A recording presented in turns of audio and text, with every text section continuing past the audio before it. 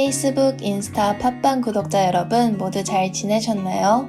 오늘도 돌아온 라디오 Q on Air 9화 DJ를 맡게 된 이준희입니다. 오늘도 라디오 Q 알차게 준비하였는데요. 미얀마에서는 여전히 시위로 많은 희생자가 발생하는 안타까운 소식이 전해지고 있는데요. 현재 미얀마에서 벌어지는 시위의 정확한 원인이 무엇인지 그리고 현재 진행 상황들을 저희 라디오 Q에서 한 번에 정리해드리겠습니다. 이어서 요새 아주 핫 이슈죠. 쿠팡의 상장 소식과 더불어 불붙은 유통업체들의 최저가 전쟁 소식 들려드리겠습니다. 마지막으로 오늘도 어김없이 돌아온 우리말 나들이 코너. 오늘은 과연 어떤 표현들을 짚어줄지 기대하셔도 좋습니다. 자, 그럼 본격적으로 시작하기 전에 노래 한 곡 듣고 올게요. 마틴 스미스의 봄 그리고 너 듣고 오겠습니다.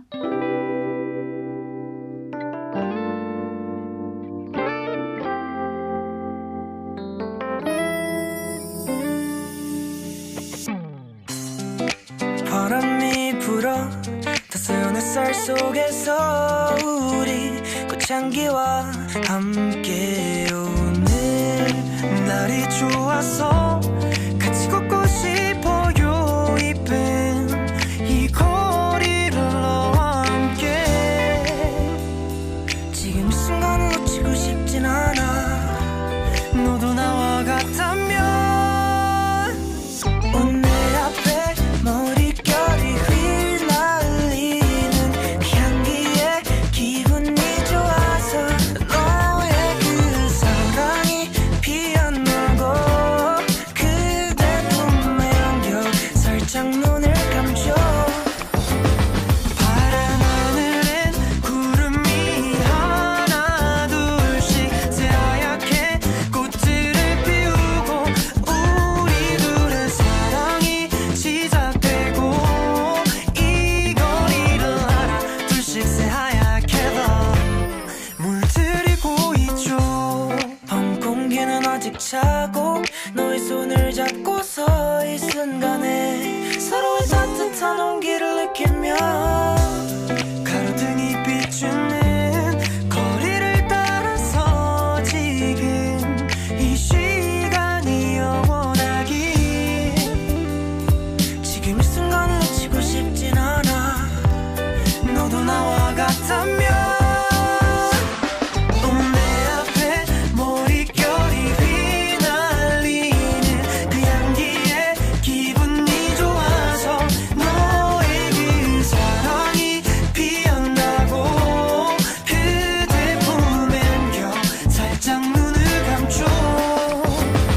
파란 하늘엔 구름이 하나 둘씩 새하얗게 꽃들을 피우고 우리 둘의 사랑이 시작되고 이 거리를 하나 둘씩 새하얗게 더 물들이고 있죠.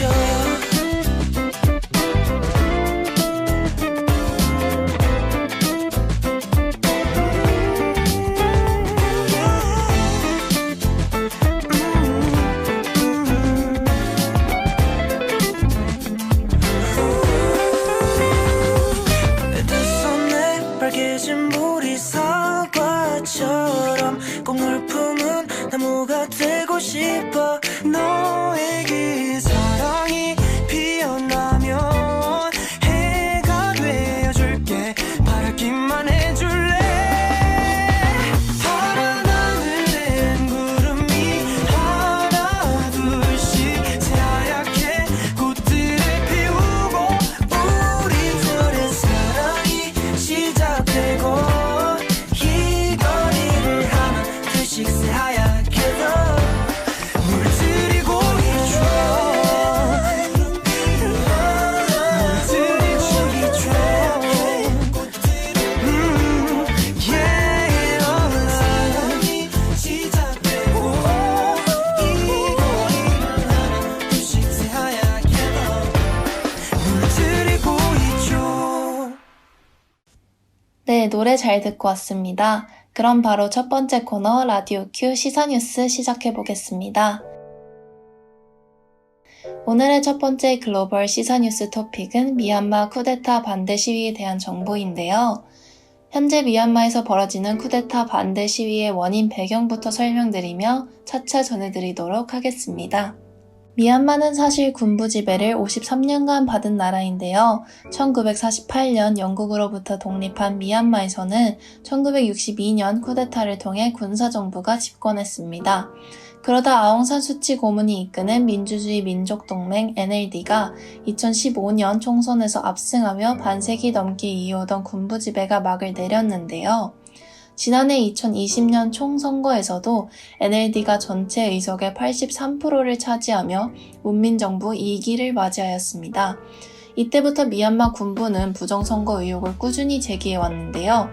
2021년 2월 1일 결국 군부는 정부를 전복시키고 정권을 찬탈하면서 권력을 다시 얻기 위한 쿠데타를 일으켰습니다. 쿠데타 직후 아웅산 수치와 윈민 미얀마 대통령이 군부에게 구금되었다고 합니다. 이에 저항하는 수만 명의 미얀마 국민들이 거리에 나와 반대 시위를 하고 있다고 합니다. 군부는 물대포를 사용해 시위대를 해산시키려 했으나 시위 시작 일주일 후 고무탄과 실탄을 사용하기 시작했다고 합니다.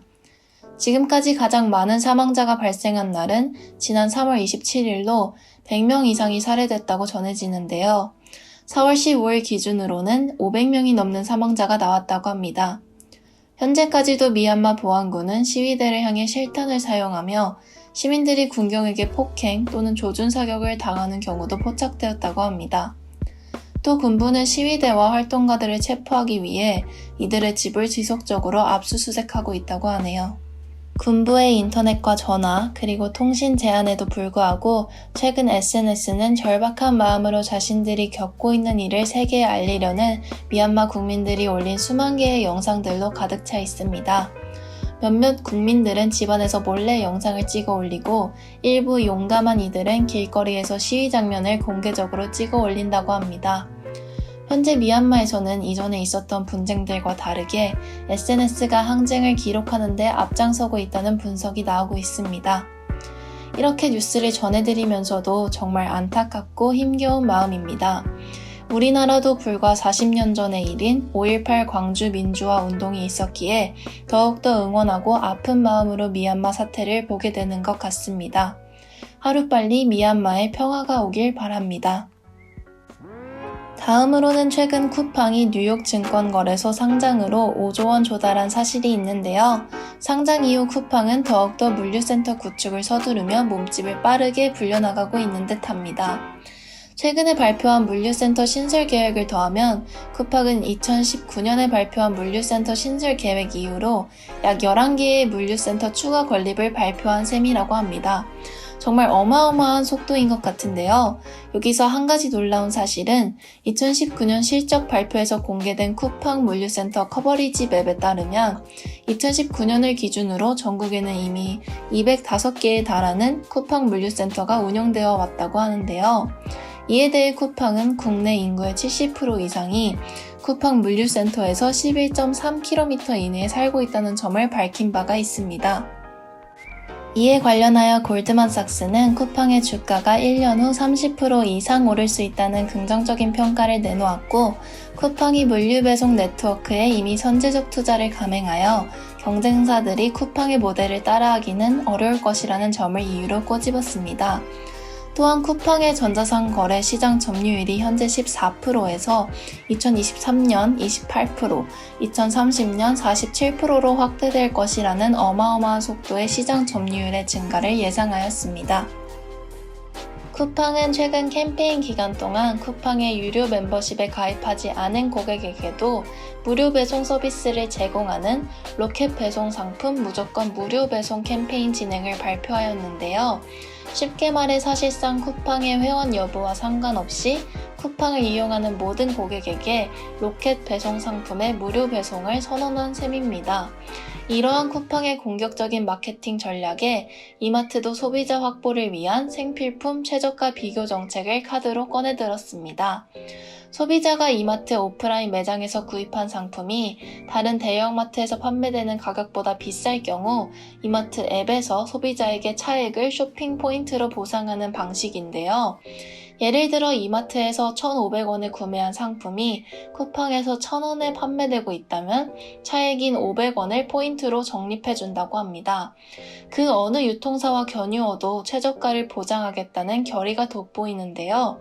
여기서 한 가지 참고할 점은 이는 가공 생활용품 중 매출 상위 상품 500개 제품에만 적용된다고 합니다. 그러나 일각에서는 이마트의 이러한 최저가 보상 전략에 관하여 소비자들이 가격 비교를 통해 차액을 보상받아 적립금이 쌓이면 그 순간은 만족할 수 있지만 이러한 상황이 지속될 경우 자칫 쿠팡의 가격이 이마트보다 훨씬 싸다는 확신을 갖게 될 수도 있다는 우려를 표했습니다. 또한 쿠팡의 물류센터 네트워크 구축 전략에 관하여 JP모건은 배달기사 처우 등과 같은 사회적 이슈가 쿠팡의 잠재적인 위험 요소가 될 수 있다는 점을 지적하였고, 코로나 이후 배송 수요가 감소할 수 있는 상황을 또 다른 위험 요인으로 지목하였습니다. 아무튼 이와 같이 두 대형 유통업체가 서로 다른 전략으로 최저가 전쟁에 불을 붙이고 있는데요. 과연 어느 쪽으로 소비자들의 마음이 더 기울지 결과가 몹시 궁금해지네요.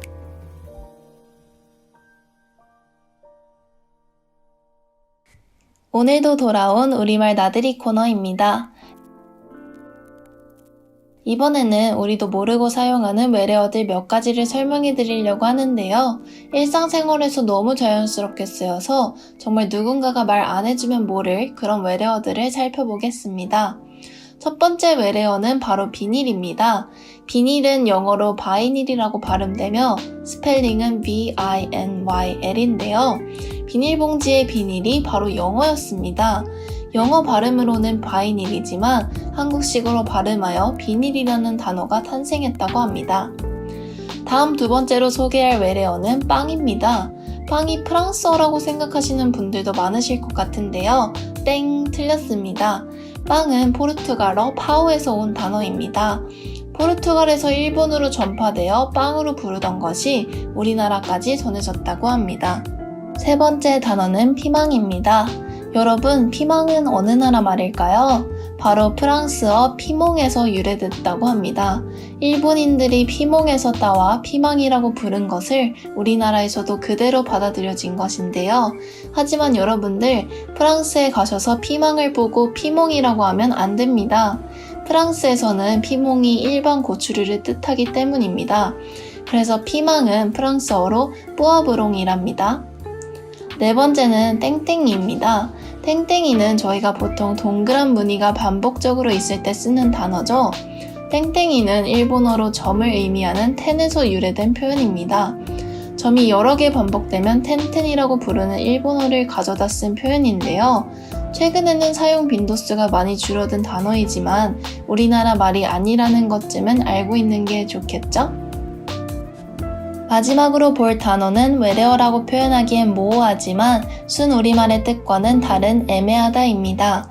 애매하다는 여러분들이 아시다시피 희미하여 분명하지 않다라는 뜻으로 사용되고 있죠. 하지만 이는 일본어이고 순 우리말의 뜻은 아무 잘못 없이 책망을 받아 억울하다라는 뜻을 담고 있습니다. 하지만 순 우리말 뜻으로 쓰이는 경우는 거의 없습니다. 그래서 만약 애매하다를 우리말로 쓰고 싶으시다면 모호하다는 어떨까요? 같은 의미이지만 모호하다는 우리나라 말이거든요. 지금까지 5가지의 외래어들을 살펴보았습니다. 여러분들은 이 5가지가 모두 외래어인 것을 알고 계셨나요? 빵은 특히나 더욱더 흔히 쓰이는 단어여서 예상 못한 분들도 계셨을 것 같아요. 제가 오늘 말했던 이 5단어들 말고도 저희가 자주 쓰는 외래어는 정말 많습니다. 외래어를 쓰는 것이 나쁘지는 않지만 그래도 순 우리말이 아니라는 것을 인지하고 쓰는 것은 어떨까요? 저희가 준비한 내용은 여기까지이고요. 이번 9화는 제가 시즌2에서 전해드릴 마지막 회차였습니다. 여러분들께 시즌1에 이어 DJ로 찾아뵐 수 있어서 너무 좋았고요. 여러분들도 그러셨길 바래요. 그럼 마지막으로 가사가 전부 우리나라 말인 악동 뮤지션의 가나다 같이 듣고 가시겠습니다. 라디오 Q on air. 여러분 안녕. 나다라 나바사